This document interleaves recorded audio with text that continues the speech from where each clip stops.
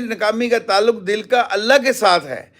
یہ ہمیں صحابہ کی اور حضرت محمد صلی اللہ علیہ وسلم کے گھر والوں کی اور نبیوں سے ہمیں یہ سیکھنا ہوگا کہ کچھ نہیں ہے، کیسی کوئی مدرسہ نہیں ہے۔ ابراہیم علیہ السلام اپنے بیٹے پر چھری پھیر رہے ہیں، اور وہ بیٹا کیسا تابع دار ہے کہ ابا جی آپ نے اگر خواب دیکھا ہے تو آپ اللہ کا حکم پورا کیجئے اور مجھے اونٹھا لٹا دیجئے اور اپنے آنکھوں پر پٹی باندھ لیجئے۔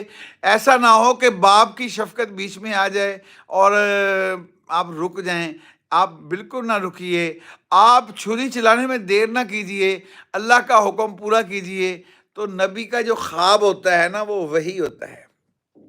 یہ اللہ ہم سب کو توفیق۔ تو یہ کون تھا، کون ہے وہ جو جس نے اس کے بیٹے کو، نہ کوئی وہاں مدرسہ تھا، نہ کوئی پڑھانے والا تھا، نہ کوئی اس کو سمجھانے والا تھا، لیکن وہ دل اللہ کے قبضے میں تھا۔ آج میری اور آپ کی اولادیں اور بیویاں اور بچے اور یہ وہ جو حالات ہیں، اس پر ہم استغفار کریں، یا اللہ ہمارے گناہوں کی، اور ہمیں اس کا اندازہ نہیں ہے، کیونکہ ہم قرآن کو اس کو پڑھتے نہیں ہیں جیسے پڑھنا چاہیے، جیسے اس کا حق ہے ویسے پڑھتے نہیں ہیں۔